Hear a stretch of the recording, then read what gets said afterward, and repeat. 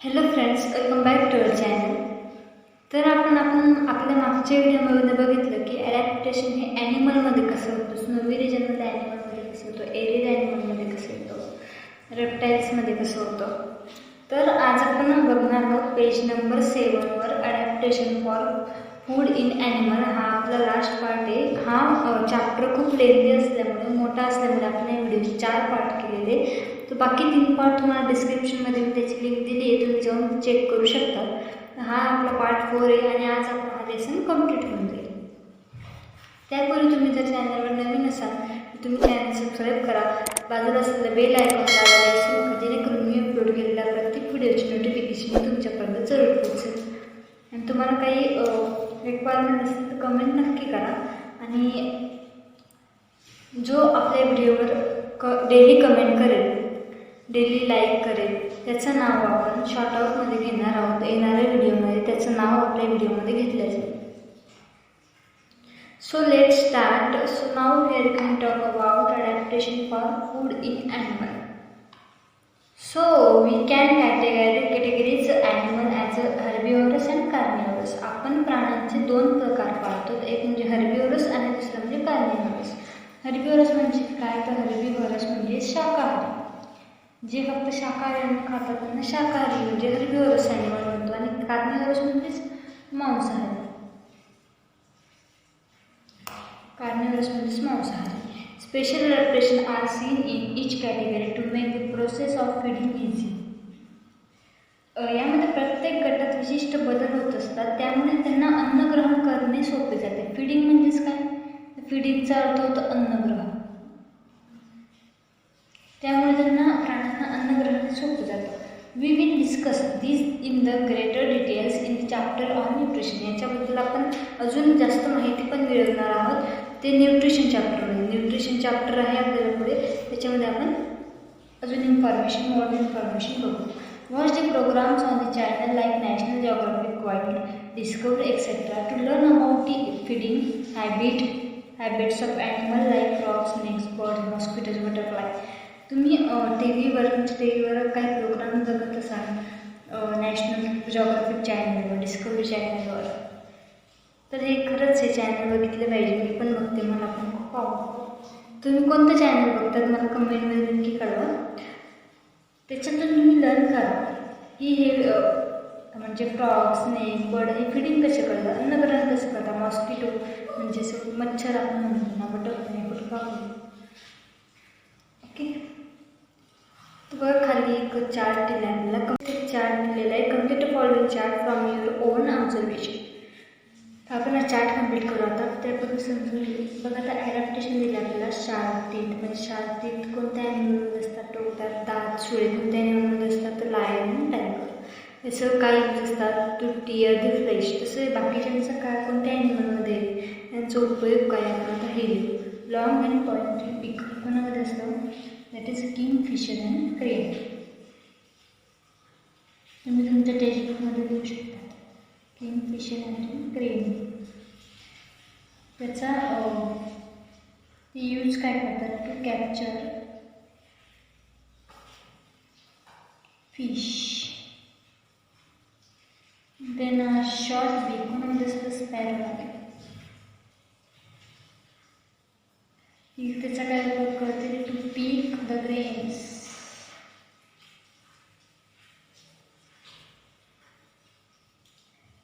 त्यानंतर long and sticky tongue कोणामध्ये असतं, लिझार्ड म्हणजे स्पार अँड फ्रॉग बेडकामध्ये असते. त्याचा काय उपयोग असतो, to catch the insect.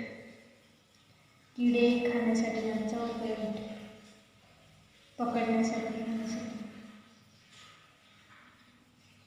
Long neck उंच मानेची असते, तर जिराफ, इमू आणि ऑस्ट्रिच. त्याचा उपयोग काय आहे, तर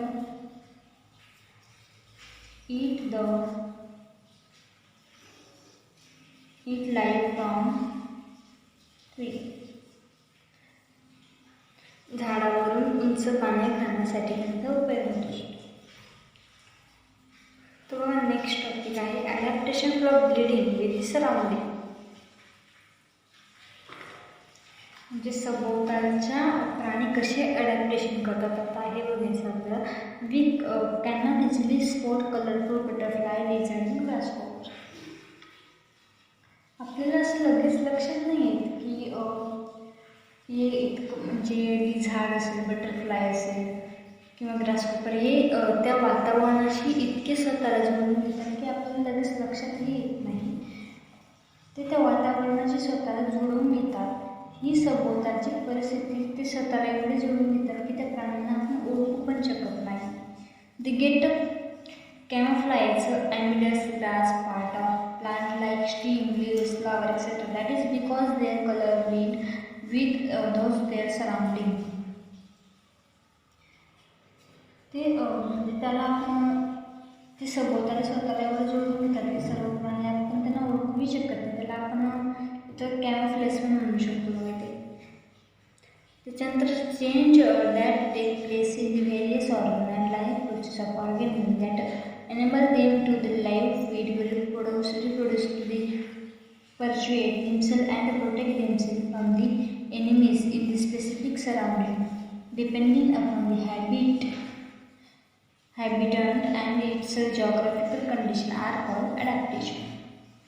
जिथं राहतात त्या ठिकाणानुसार भौगोलिक परिस्थितीनुसार विशिष्ट परिसरात जगणं, बाळाला जन्म घालणं, आपल्या शत्रूंपासून एनिमीपासून स्वतःचं संरक्षण करणं, पुनरुत्पादन करणं, या सर्व बदलांना आपण ॲडॅप्टेशन्स म्हणतो.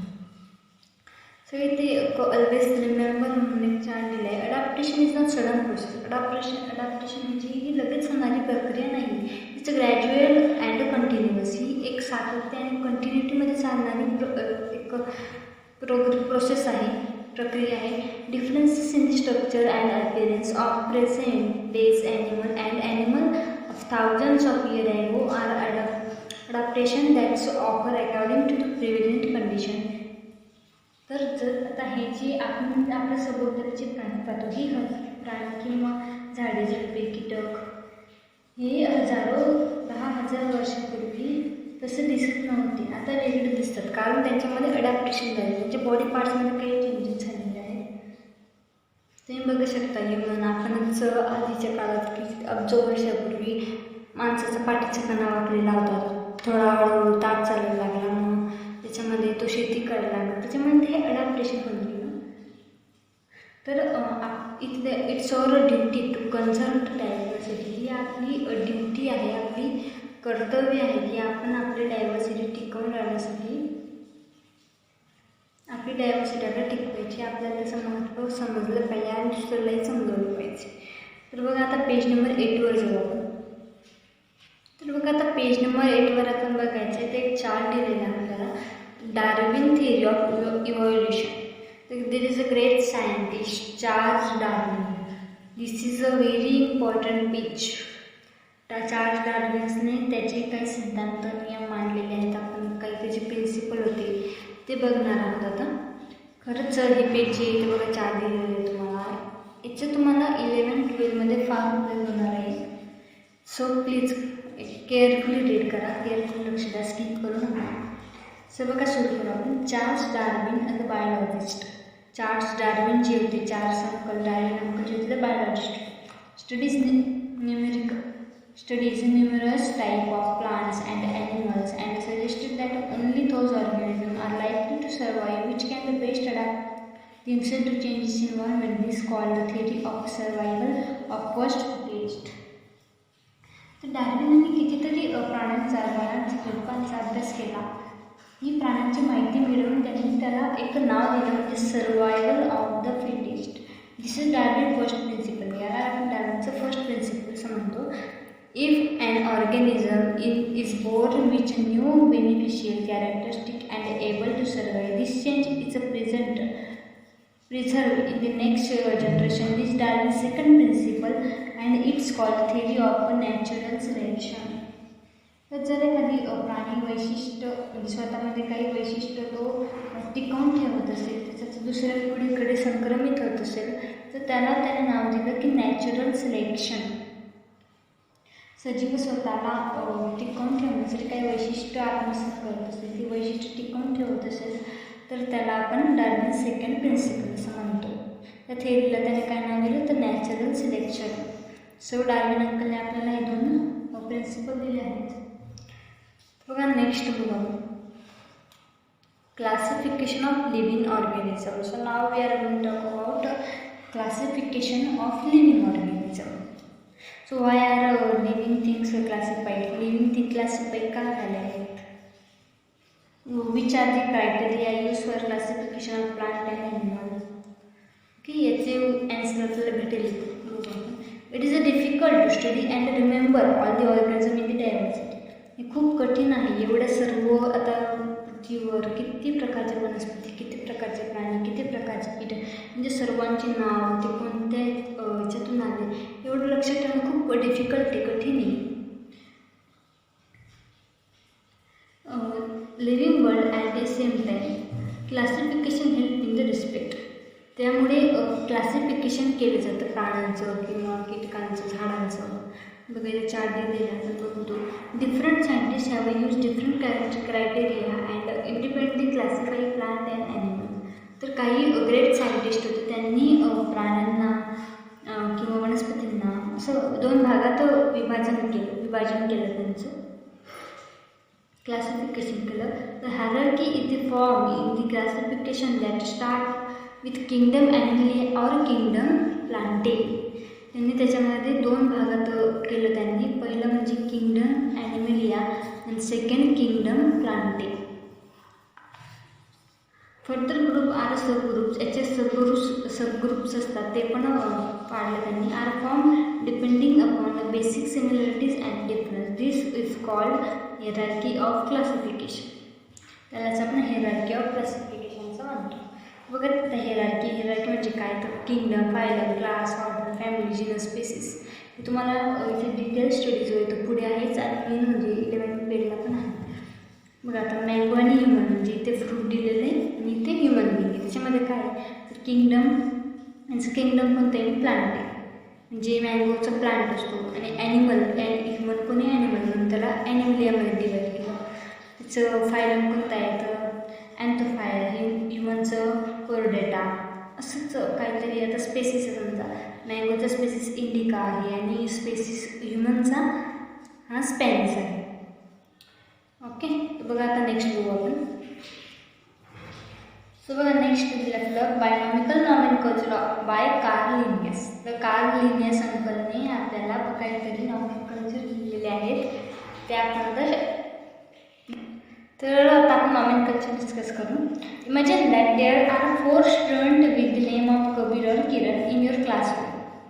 असं इमॅजिन करा की तुमच्या क्लासमध्ये 4 स्टुडंट आहे, 4 विद्यार्थी आहेत. त्यांचं सर्वांचं नाव कबीर किंवा किरण आहे. समजा आपण किरण घेऊ तर 4ांचं नाव किरण आहे.